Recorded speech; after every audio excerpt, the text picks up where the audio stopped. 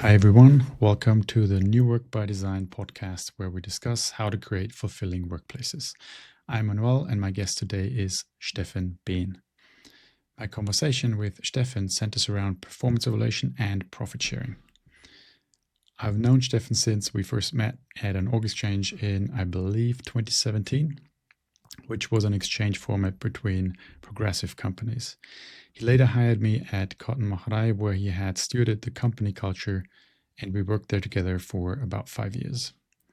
During that time, he has become a trusted friend and advisor. I highly appreciate Steffen for his sharp analytical skills. So when I came across a logical flaw in how I had understood performance evaluation and salary setting, it was an obvious choice to ask him to challenge my thinking, especially since we have 5+ years shared history of creating and iterating on these processes. He did not disappoint, and we had a deep discussion while keeping it fun. As always, time spent with Steffen was energy positive, and I think you will enjoy it as well. For this episode in particular, it is valuable to watch the video as I share my screen to visually explain the flaw in the logic that I encountered, as well as sharing my current draft of the policies. So, without any further ado, here's my conversation with Steffen. All right, good morning, Steffen. Thank you for joining Good me. morning, Manuel. How are you? I'm good. I'm excited and a little anxious about this session because it's different than previous ones. Because in this one, I want to show you something and actively invite you to critique it. Yeah, I'm at least as anxious because you told me you had this breakthrough and everything we did didn't make sense. But you won't tell me before we record my reaction on the podcast. So No, I want it live. what am I supposed to expect? Yeah. Let's see. Yeah. Expect the unexpected. Stay in wonder and curiosity, as you say. Yes, exactly. And I might have built it up too much, so I'm going to show it to you, and you're going to say like, "What? This is it? This is That's this it, is man. nothing."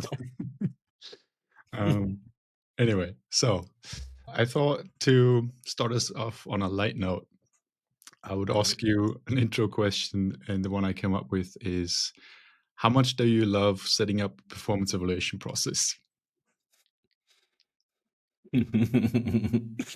You said performance evaluation process. You didn't say salary model. Oh, Like that's part of it. yeah, it's Add that. part of it, but it's a tiny, or rather, yeah, it's an aspect of it. So like the total don't like it that much because of all the stumbling stones and all the, how did you call it, special cases that are just waiting for you around the next corner. Like you can't go the straightforward and simple way because you always forget something, and people feel very, very, very emotional about salaries. So you can't win, in my point of view. Yeah, it's a tough one. It's not one that you're gonna be carried out on people's shoulders for. No, no. Yeah. You can put a lot of effort and a lot of heart and a lot of goodwill, and in the end, the one person that feels wrongly treated will be very upset. That's why I didn't really intend to do another round of rethinking it, but then I just stumbled upon something and I thought like, oh wait, this don't I was about to say this changes everything. But This changes I'm everything. gonna Yeah. stop building it up so much. So as a bit of context for people who are watching this or listening to it. So we worked together for 5 years in the same company. We were part of councils for 4 performance evaluations, you as the CEO and me as the lead of the people unit and function lead of a couple of teams. During that time, it was also my responsibility to iterate on the performance evaluation process together with a cross-functional project team. And the process was initially set up by you and someone else, which in turn was influenced by the process I had set up at my previous employer. And we've known each other before, so we were in exchange on that.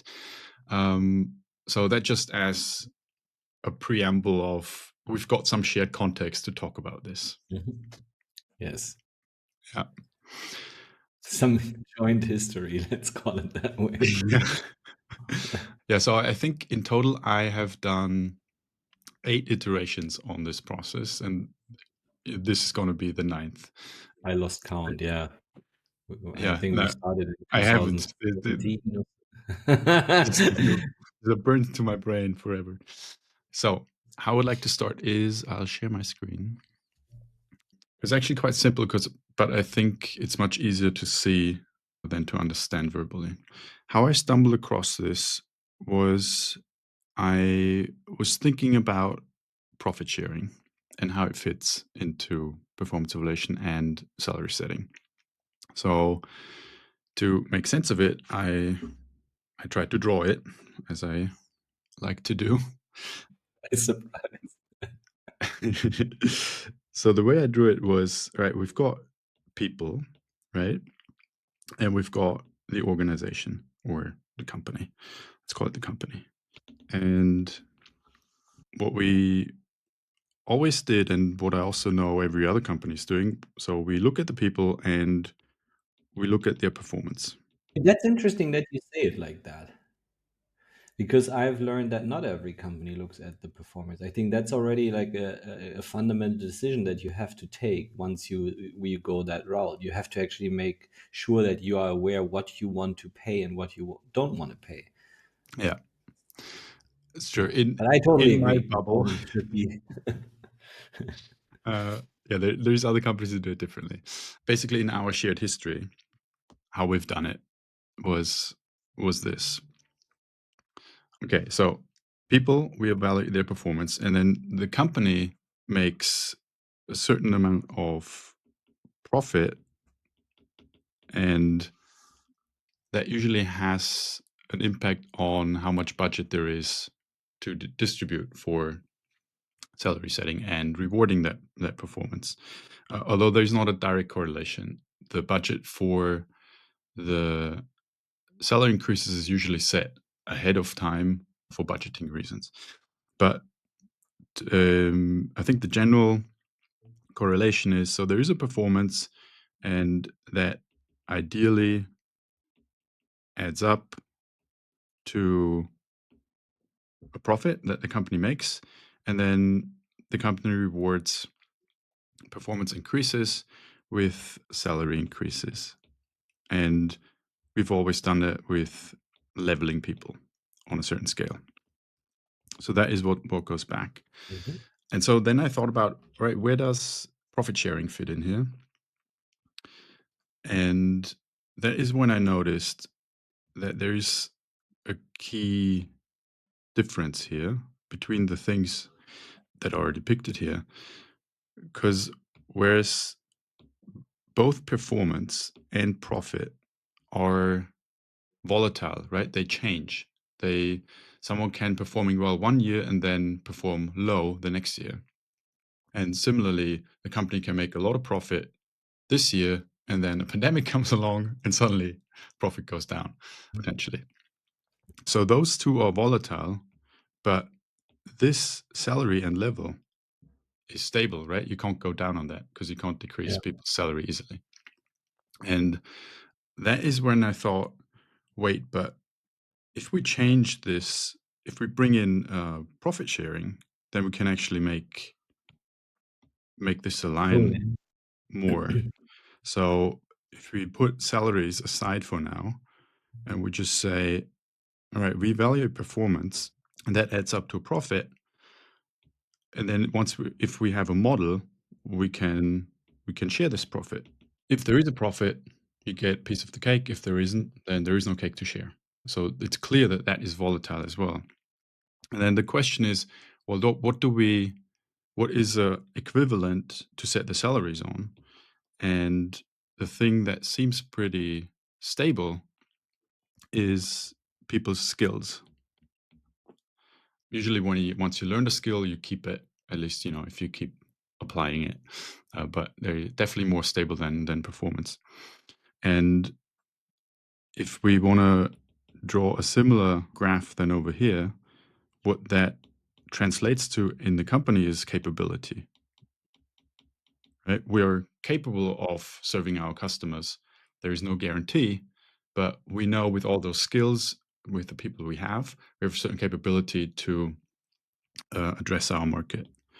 And that then would from my perspective, be a better base to set salaries on. Mhm. So those over here, they would all be stable, and the other ones would be volatile. So the green things on the right, they would enable you to have the performance and to make the profit as a company, but it's no guarantee. That's why that part you can't guarantee that it's paid out. It's shared as you make the profit. So does that make sense?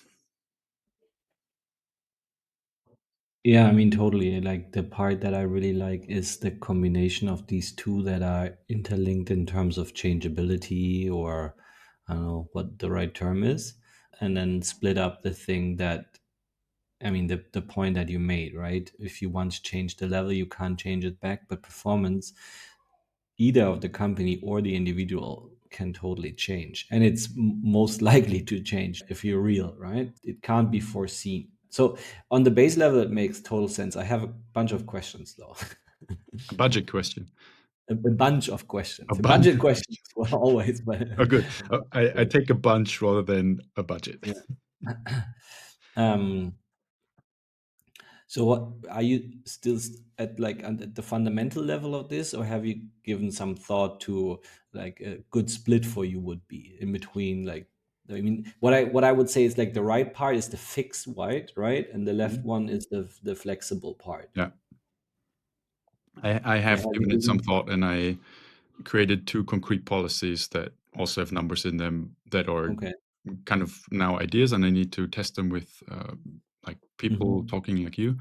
I tried to make it as concrete as it can be. Yeah, it would be super interesting. I mean, the first thought that comes to my mind is, so what we have both experienced, I think, in depth and probably also in private life, is with money, trust often ends. Hmm. So you trust a friend, but you still want to know how much did the meal actually cost. I don't know what is it about money. I mean, probably it's that we all think we have not enough. I don't know. So even if you trust a company, I mean, we have seen that like with salary and performance processes, employees are relatively, and I totally understand it.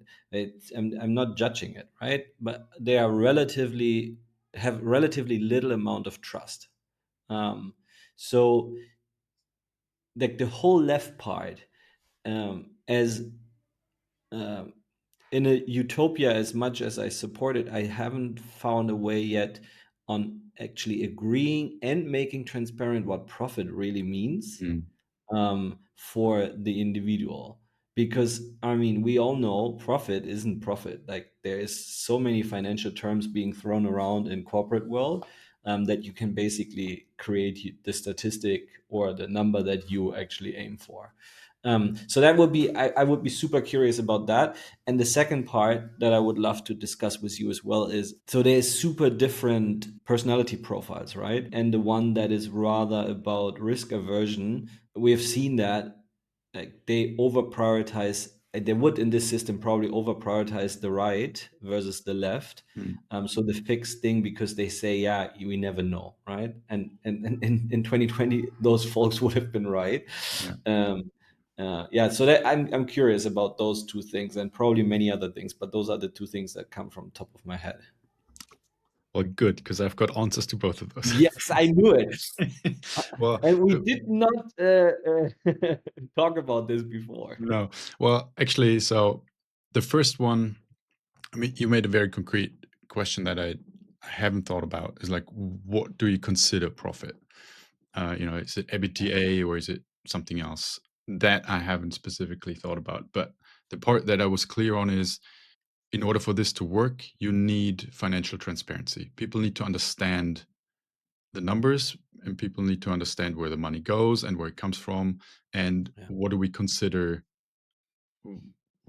where do we stand right now, what is the profit level that we have right now, and for that you need to have a shared understanding of that.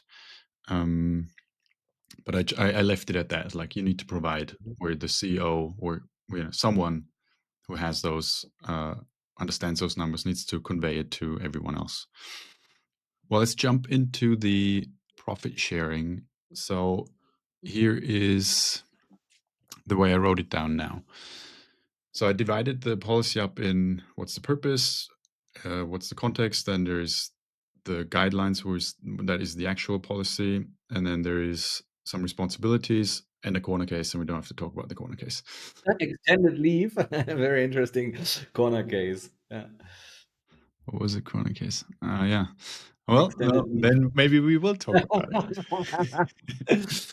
Interesting. Yeah, sorry. Go So ahead.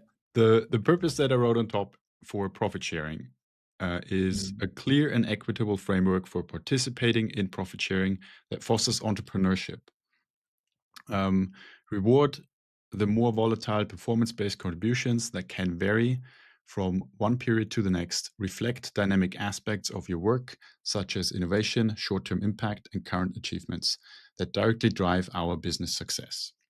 The one thing that we haven't addressed that's in here is one of the key outcomes that I'm hoping for implementing this is more entrepreneurial thinking.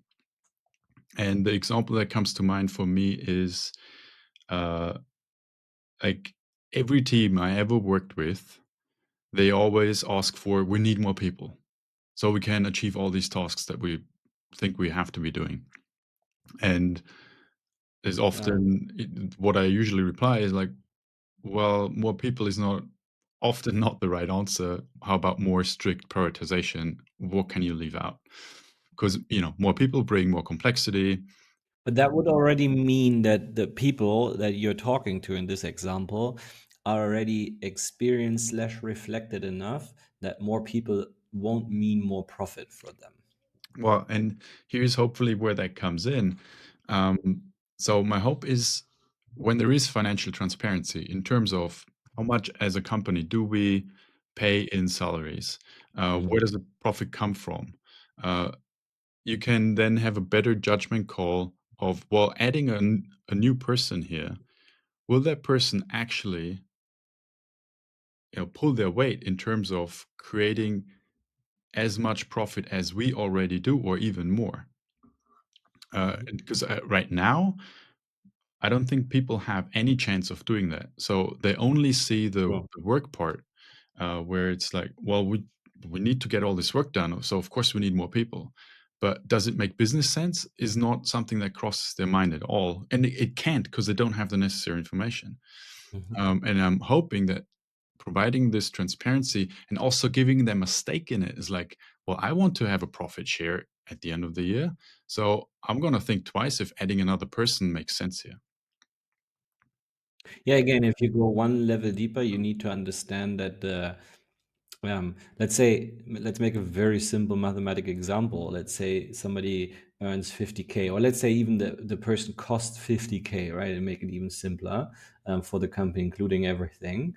Um, and the person would bring in, let's say, 50K or 100K more profit, right? Or rather 100K more revenue. And even that's super simple. It says it leads to 50K more profit Mhm. because 100K minus 50K employee costs. Then you still need to understand that that might be not in favor of the company evaluation because other employees before them would on average bring in 150K and therefore 100K in profit, right?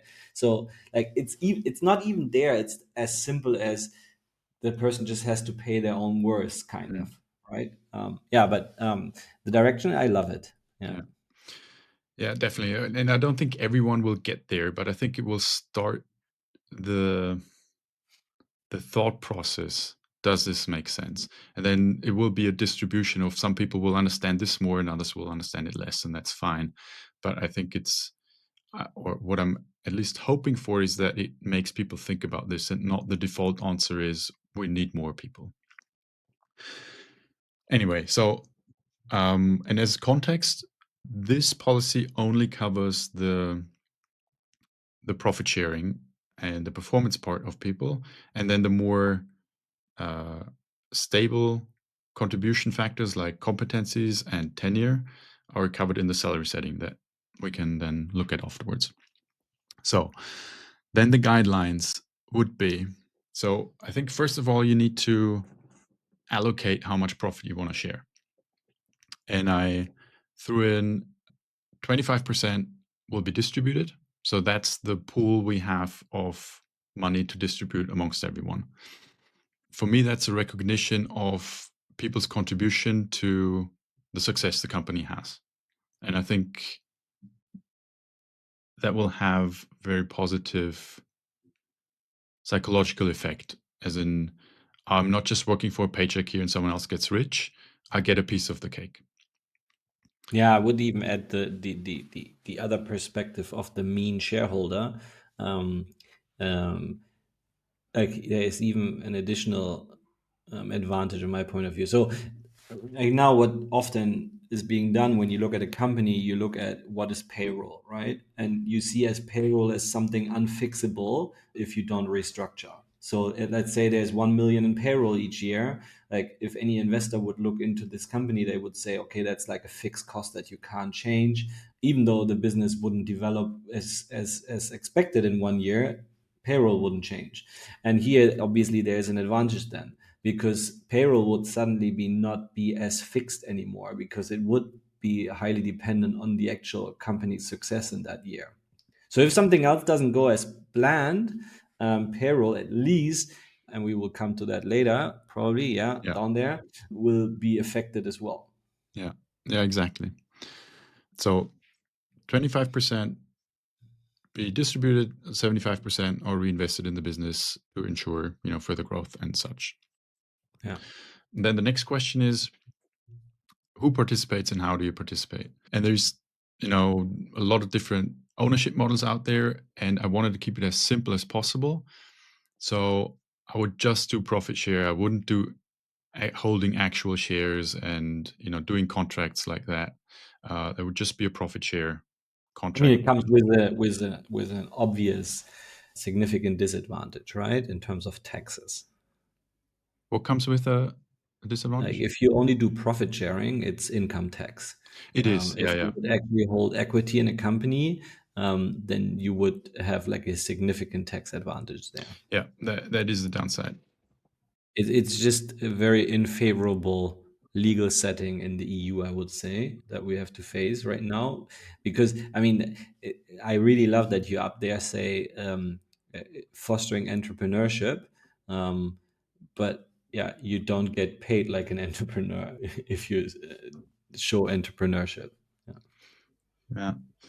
As Think long as it's just a profit share, it wouldn't change.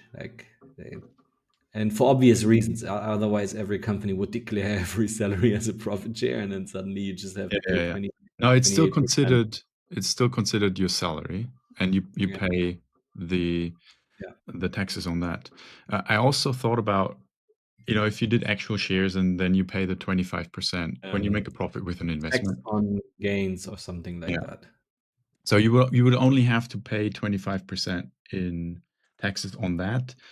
The the problem that arises from that is then this amount of money doesn't isn't counted towards any social security, towards maybe parental Yeah. leave money you would gather, and things like that. But even more so, and we'll get that's the point with the 10% trade.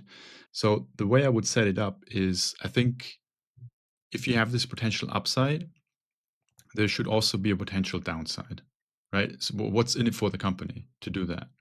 And for me, that is that as an employee, I say, well, here's my 100% salary. In order to participate in this profit sharing, I'll trade 10% of my secured salary for the potential of getting my share in the profit sharing. Mhm. And once you do that, you can't have this other model anymore, because it can't be a trade of salary. Then you can't have that tax advantage. Once you make a trade in the tax Ah, yeah, advantage yeah, yeah, of got it. 100%, Yes. you only get if it's on top. Yeah. Yeah. Yeah. Okay. So, but I would do that 10% because I think you need, for the entrepreneurial thinking to happen, you need skin in the game. There has to be something you can lose. I love the opt out. Sorry, I already read ahead. Yeah, go for it. what's the, you need to have a clear set of rules around that. Like, I can't opt out in the 1 year, that's bad. No, I mean you have to. Yeah, it's a good question. When can you opt out? I mean, if you're in a downward spiral, like many companies have been in the last years, then obviously every employee would suddenly say, "Hey, opt out. I want to get 10% more of my base salary back again." Yeah, I'm not sure if you can actually opt out once you opted in. yeah. I didn't think about switching. I more thought like you said, the risk averse person who says, "No, that's not for me. I just want my stable income, and that's fine." They would opt out once and for all, maybe, and maybe Yeah. opting in is also once and for all. So it's when you sign up with the company, when you join a company, that is when you opt in. Or okay, so let's see. We've got the ownership that I would leave with the existing shareholders. As an employee, you participate. The question is, when do you become eligible? Right away or after a certain amount of time? I would say it's fair to say, well, once you've been with the company for a year, then you participate in this. And they also will give you time to understand the company, to build up trust, and then make the decision to opt in or to opt out. I'm not sure about that one. Yeah, what would you do? I mean, you put in this kind of this step that eventually after the year you have to opt in and downgrade. Like, because first and foremost you downgrade. Mm, You have to make this mental step of giving up 10%. And I think that's way harder that once you had it, because you're basically reducing yeah, your paycheck months over months. it's true. Yeah. And I'm not so sure if you actually need to. I mean, like, from a company perspective, why would I want to do that? Like, why would I not trust the employee that starts to throw in the amount of value that Yeah, one is? Yeah, I don't know. I don't think it's a necessity. yeah, you're right. So, I I mean, mean, it's harder to sell throughout the recruiting process, of course, but I think that's a responsibility of the management to actually make a case for the company's future. hmm, And it's less about how much do you pay me now, and it's more about, do you want to sign up for this journey, like with a profit sharing? And I really like that part. not quite sure why I put that in there. I think it was because we had this when do you Yeah. participate in the performance evaluation for the first Yeah, but time? that was about an increase, right? I Yeah, mean, yeah, exactly. And I think that's why I had it in here and didn't question if it should be. And you make a yeah, good case. I think it doesn't add any value and it just makes it more complicated. yeah. Yeah. And Oh, it creates this versus them versus them, those versus, you know what I mean? yeah, yeah, yeah. It's a Us versus them versus us for us. the Yeah. same. Yes. Okay. So that's who's participating, and now, so what's the actual formula? How do you calculate? A formula. That's now we're talking. Yes. So um, the formula is you've got a certain base salary, and this reflects your role's market value and contribution. Right. So let's say there's two employees, employee A, and they earn 60K, and the employee B earns 55K. Then you multiply that with a performance multiplier. So this assumes you were evaluated in terms of, well, you are supposed to be on this level and you performed below expectations, you met expectations, or you exceeded them, or even you had an outstanding performance. And I would attach multipliers to that. So if you're below expectations, that means you divide by 2 or times 0.5. Meeting expectations is just a 1. Exceeding expectations is 1.5, and outstanding performance is 2.0.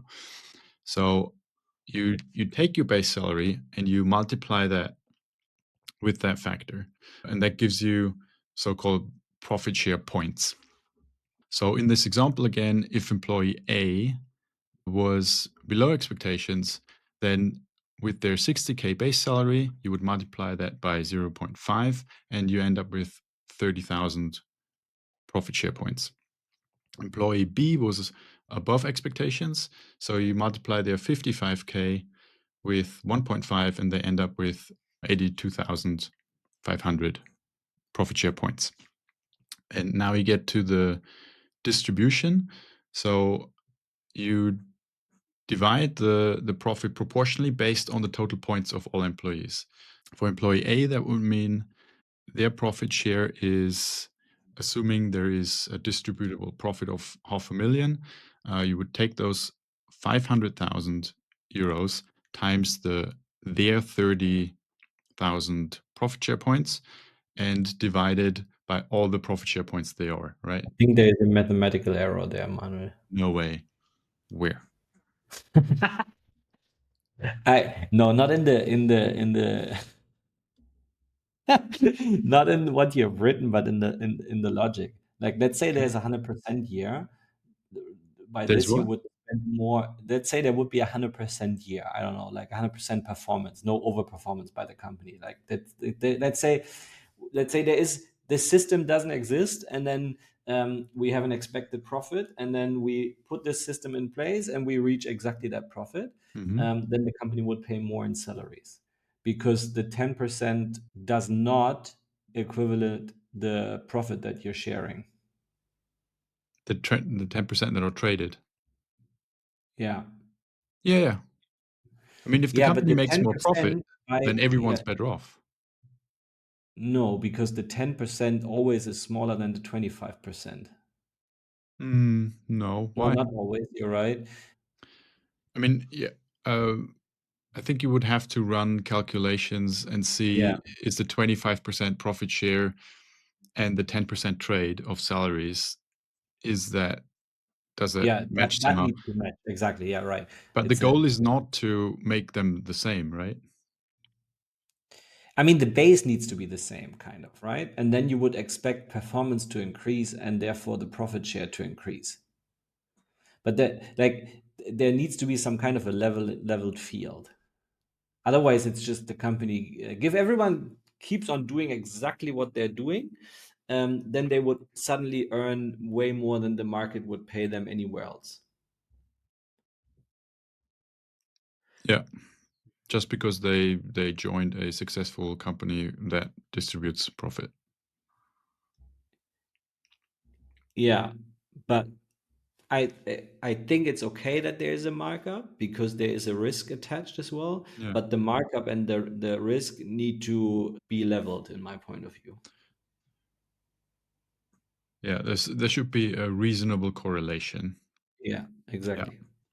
So, but in terms of distribution, I mean the general idea is you calculate those points with your performance multiplier times your base salary, and then you distribute it based on all the points that are there in the company with every employee. And the point I wanted to make with this example is that if you're below expectations on a higher salary, in this example 60K, you can actually end up with less money than if you're above expectations on Yeah. 55K. And I think that's That's important. true, but you also since the base salary goes in there, most likely always, no, I think always in this particular example, since yeah, you're giving up 10%. Yeah, so the base salary is always worth more than the actual performance part. What I'm pointing at is obviously somebody with a higher base salary always gets a higher profit share Yeah. than somebody with a lower salary. Assuming they show the same, they both meet expectations. Yeah, but I mean, let's say somebody with a 30K salary would never be able to outperform a 60K salary based on performance. Mm, well, if so, that depends on how you do the performance multipliers. So I made Yeah, them zero point 0.5 and yeah, 2.0 at exactly. the other end. So there is a Yeah, 4 times spread. right. There's a 4 times spread. Have you thought about giving people the choice of how much they want to put into profit sharing? Like if they want to put in more than their 10% trade. Yeah. No, I want to keep it simple. Yeah, I support that, but it might answer the question of very, very different personality types. Mm. That will make the calculation of distribution a lot more complicated, and Would it? I Why? think so. I'll think about it. Yeah.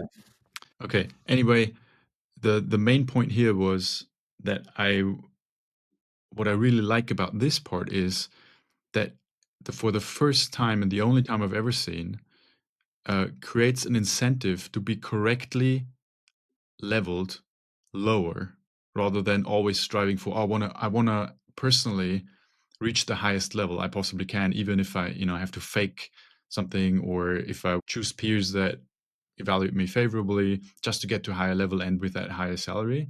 Because then that might mean, well, if I'm now the level that I actually can't perform on, then I'll be evaluated as below. That's a very interesting point. Yeah, I would love to now see the curves to which extent it would actually create an incentive for down leveling me. Like if I level one level down and it means I get 5K less, but I am suddenly on a 2.0, that yeah, means I would.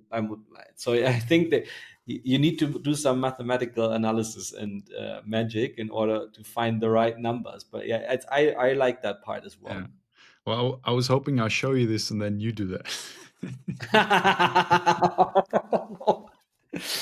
Didn't you know I'm going away? Yeah, but you like curves and Yeah, I spreadsheets. love curves.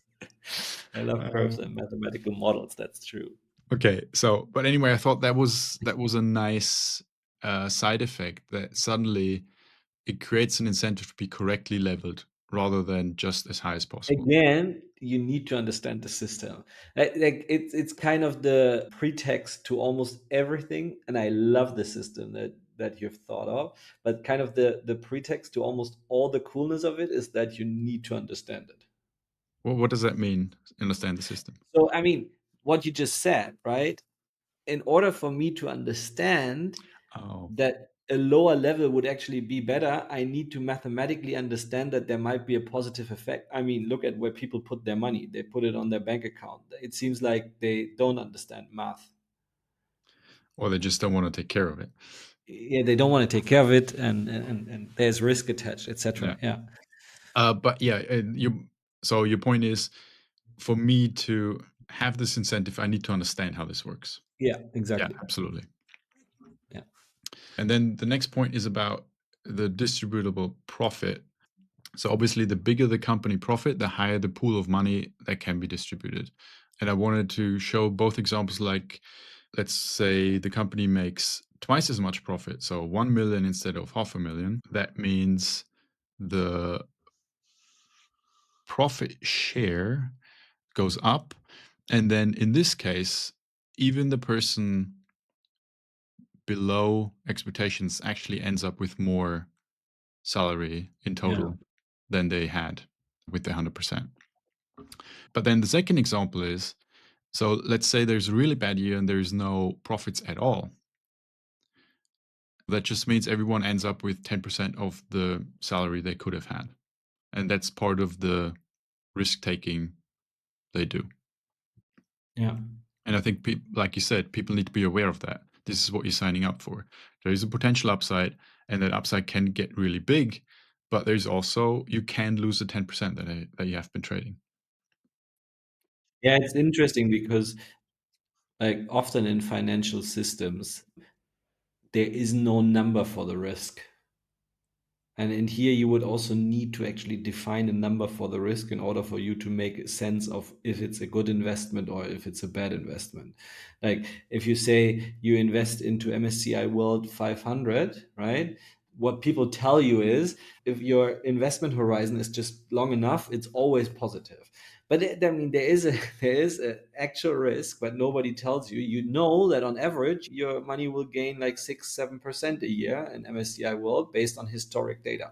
Now here again, in order for this to be a level playing field, you once need to determine for the company what risk what advantage do you buy for giving employees potentially more salary? So it's like then a CFO is needed right now, I would say. So your question is, what makes this attractive for the company? Yeah, I mean, you know that there's always also the people in the company that just want it to make sense on a financial level. I mean, I like really, let's just take all the motivational part out of it, right? Participation, motivation, fairness, etc. Just like from a financial perspective, I think you need to start from a, let's say you have right now 500K in salaries, and you want to install this, then I think it's okay if you end up with a little more salary, but you have a downside protection. Because in case the results will be worse, the salaries will be worse. And it's okay. You're not losing a lot of money. But if everything stays as planned, it can also not be that suddenly you have 50K more in salaries. Like that should happen once the performance increases as well.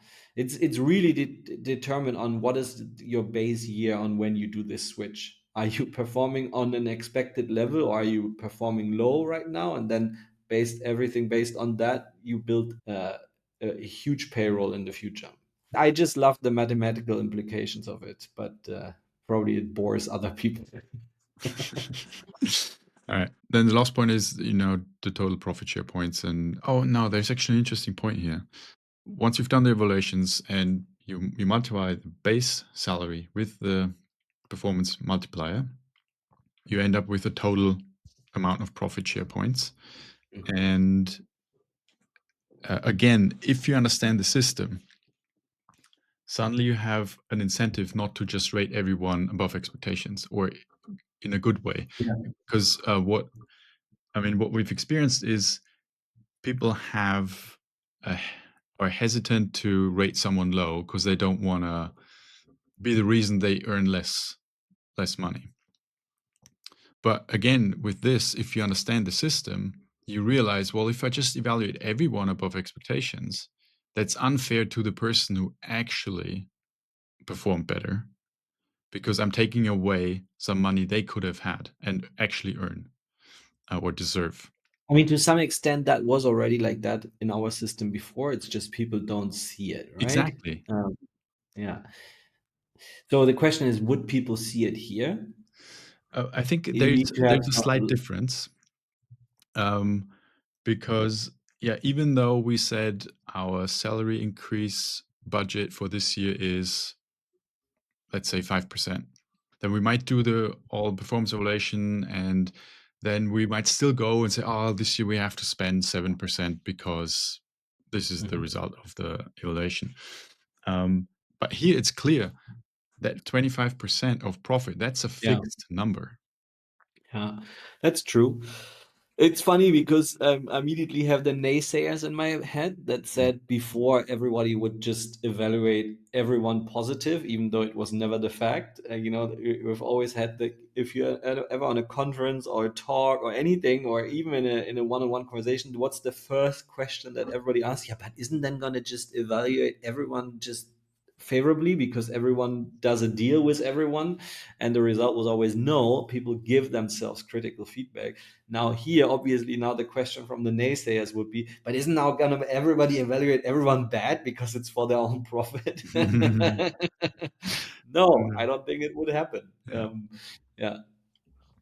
Yeah. But again, I think that's always the So pretense. If interesting. you Yeah. explain this and people actually understand it, it makes it much more clear. It's like, all right, Yeah. actually evaluating people according to what I'm really seeing is the only fair option. Um, Yeah. actually, it's evaluating someone better than I see them is unfair to the people who are actually outperforming.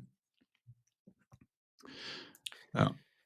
Um, yeah, and so that's the last point here, financial transparency. I think for all of this to work, you need to share your Absolutely. quarterly financials, detailing profit calculations, expenses, reinvestments. You need to explain and educate employees on financial drivers and decisions to enhance understanding and engagement. The point is, you need to explain what makes actually the profit, where does the cost go, and so forth. And then people can actually make informed decisions here. And the responsibilities that I see are actually quite simple. So the CEO or a CFO, if that is a role that you already have, they need to provide financial transparency. So actually everyone can understand what's happening here. And then everyone in the company's responsibility is to just evaluate each other's performance in a way that what they actually see and not just trying to do other people favors. Can I ask you a question that is totally unrelated to the topic?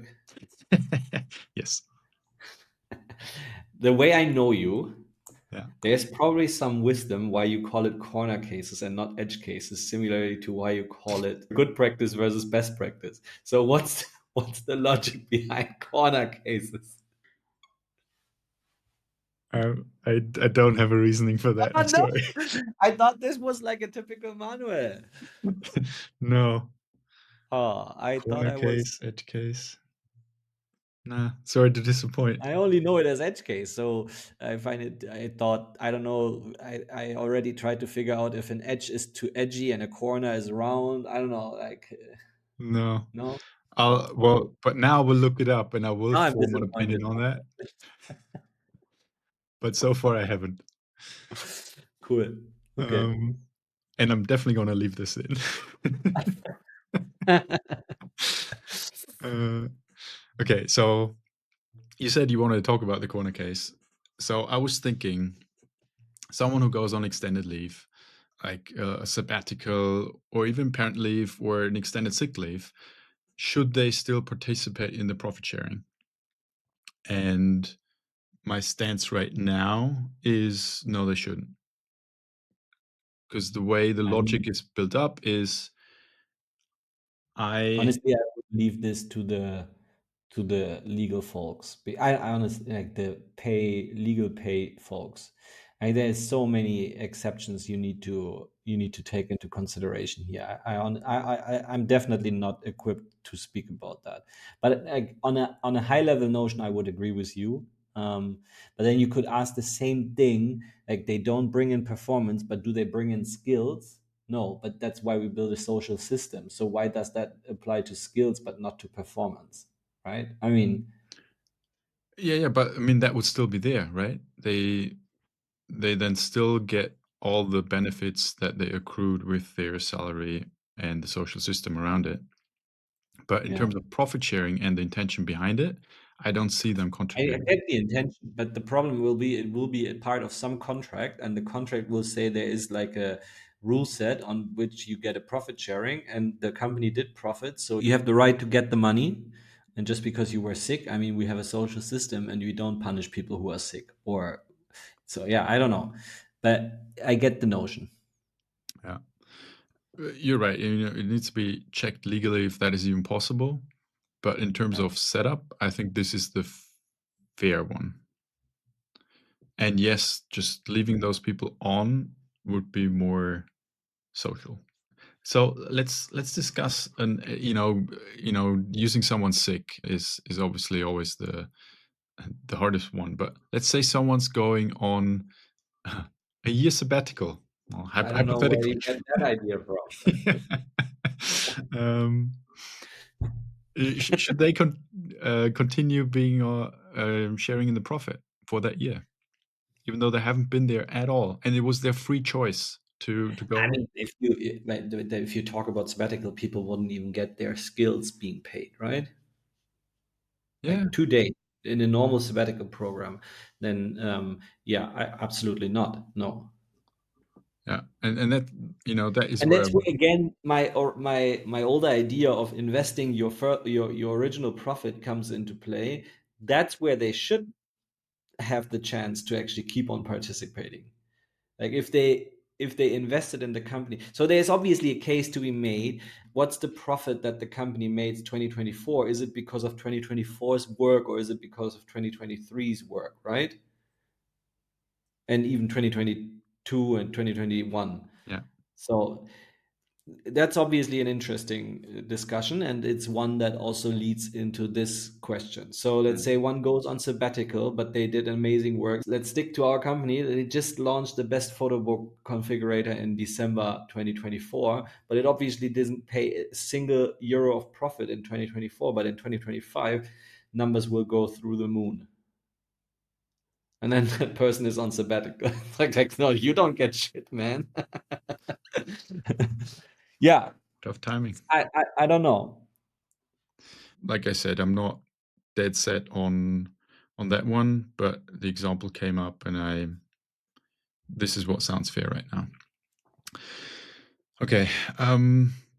Should we have a quick look at the salary setting? And we can go very quickly because I think that's quite close to what we already had. Yeah, yeah, sure. So I'll jump straight down to the guidelines. Oh, but here's a change I made. So the formula is your base salary is your competency level times your function curve. That much we had. But I And a would 10 add a years. 10-year bonus. And I know that is something you're skeptical of. Oh, very is. Yeah. Um, Sell it to me, baby. uh, so you have a competency level, and that's assigned based on demonstrated competencies and responsibilities. And for that, you need some kind of description. What are the levels that we rate each other on? Then you've got function curves that maps those levels to salaries. This is what we had as well. And you review those annually or frequently enough to align it with the market. So you actually stay up to date with how a certain role is paid in the market. And then the tenure bonus, my suggestion is to make that 1% of your base salary per year of tenure up to a maximum of 10. And I think I would cap it. Um, Why, and man? But why? Here's the next half of the sentence: to recognize sustained commitment and accumulated institutional knowledge. So Yeah, there is something but that you why do build you up. want, but why do you want, like, what is the advantage for the company of accumulated institutional knowledge? And that Like, it's not person just, that it's just not person for the sake knows. of having that knowledge. It's actually, sorry, yeah, if I ask a question, I should wait for the answer. You've been told that before. Yeah. Oh, by me. Go ahead. Well, as one example, uh, when that person needs a problem fixed that's outside their team, and they've been with the company for 6 years, they just know who to go to, and they fix that issue. They walk by and they fix that issue in an hour. Whereas the Sure. person who doesn't, they create Yeah, a but don't Jira get me ticket. wrong. They have it prioritized. Blah blah blah. 2 months later, nothing happened. Yeah, but don't get me wrong. I'm absolutely in agreement with that. There is accumulated institutional knowledge, and it has an advantage. I totally, absolutely. The question is just, do you need an extra tool to acknowledge that, or is it just part of the performance? Yeah. Or to say it the other way around, is there a Well, possibility that you have accumulated institutional knowledge that doesn't lead you anywhere? It rather blocks you. Like, if that's the case, if there's any example of institutional knowledge over time that hinders you rather than it supports you, then you shouldn't pay for that.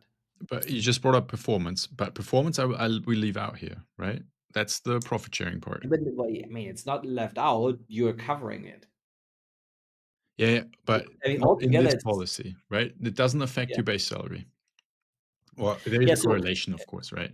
But sure, but in my point of view, it's either like depending on the scope that you're discussing. If you just want to discuss this page, then in my point of view, it's to being taken care in the competency level. And I know that you have a very good point of taking it out, and I like that. So competency is rather something neutral. I don't know, it's just skill based, and it's not about how much impact you actually have in the company. But then in my point of view, then you have to put it on the higher level and discuss it, including the profit sharing part, the performance part, because that one is based on your actual, just your performance and not your skill set. And in my point of view, that is answering everything that there is about accumulated institutional knowledge. Another case that I see that I was hoping this would solve in the councils that we did, I felt like often we had discussion of Yeah.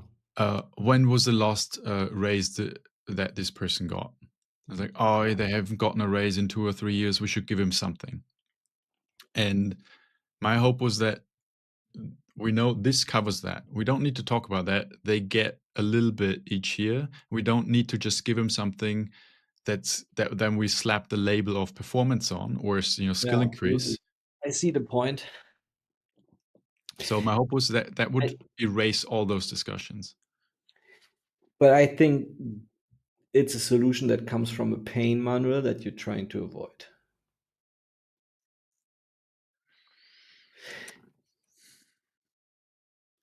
I get the pain and I get the problem. I don't like the solution. If you want to talk about that solution, then I think it's way more interesting to talk about the topic that we just touched and we never went there, but we just talked about a couple of times, that it's inflation of curves.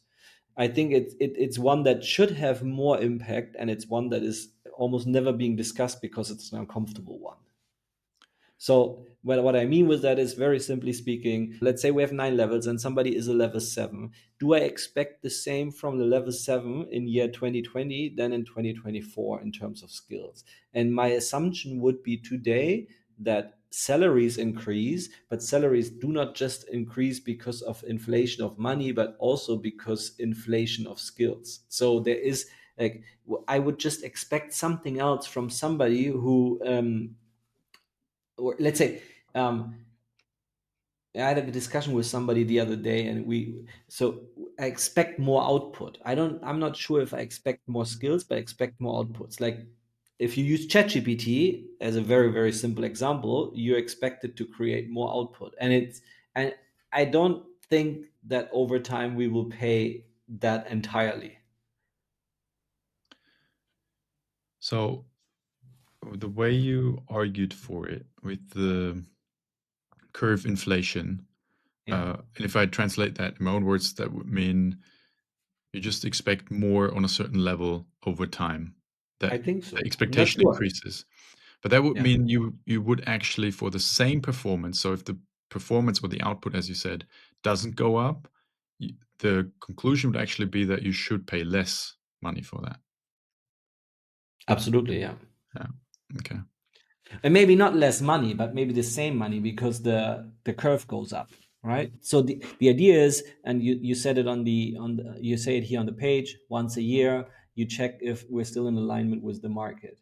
And my point is that, let's say level 7, the salary went up by 5K based on market figures, then I would expect that the skills for this level 7 comparatively also went up in the market. uh, I'm not 100% sure if skills is the really right term for it, but it's kind of what you expect from a level 7. Mm. And Yeah. maybe that's covered by the performance profit sharing part, but I'm not sure. Well, the term competency I did actually consciously choose. It's explained down here. So for me, competency is a mixture of skills, knowledge, experience, and behavior. Yeah. Yeah. Okay. I figured there will be pushback on the tenure bonus. It just sounds too much old German corporations that dig their own grave. How And I it's really interesting for me because I wanted to give you one feedback. I really love it, but I think it's way more built on meritocracy. It actually fits to the way the world develops lately. If you look at the US, I think it's now just about meritocracy suddenly again. It's an interesting part, but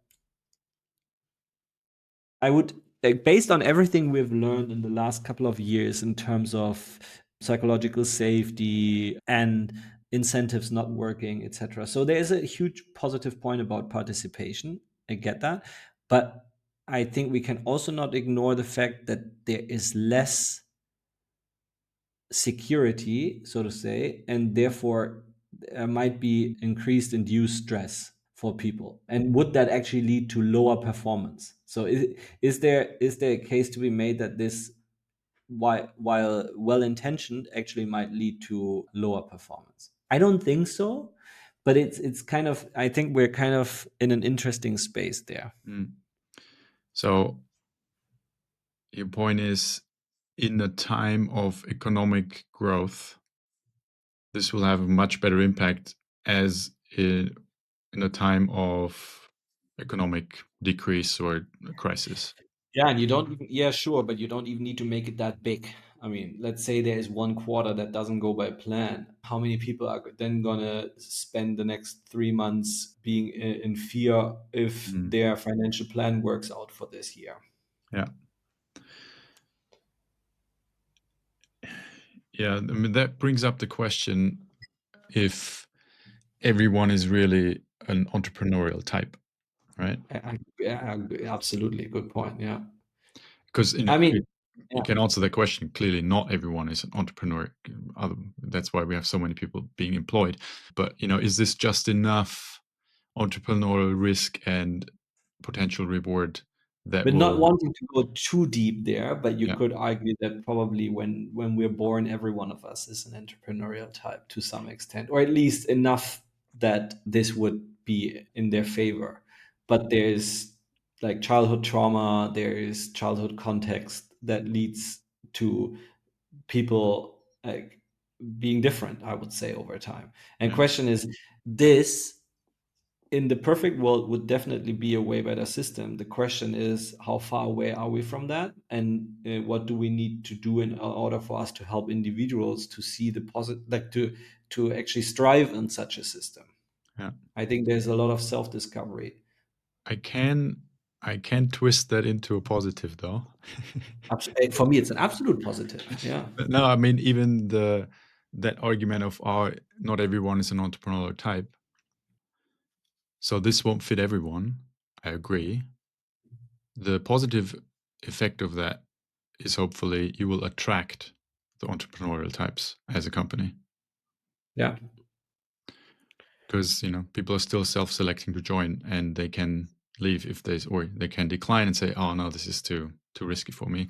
And I even built in the opt-out part, so even those have a chance to say, yeah, this is the right company for me, I just don't like this part. Funny. I just went. You just sparked a thought in my head. I already imagined the conversation that I have with a candidate, and them saying like, "Yeah, but that's just a benefit." So I'm talking like my base salary is what I want to compare with the market. I mean, not the The base salary. 90% then. Yeah, the base salary minus 10% is what Yeah. I want from the market, and the other thing is just a benefit I get when I work here. No, no, no, no. Yeah, but you know that conversation is going to happen. Sure. And that is what you mentioned earlier, is then people leading those conversations, they need to be real advocates and really understanding the system and make them understand, no, this is not what it's meant to be. Um, like if you have this mentality, this won't work for you.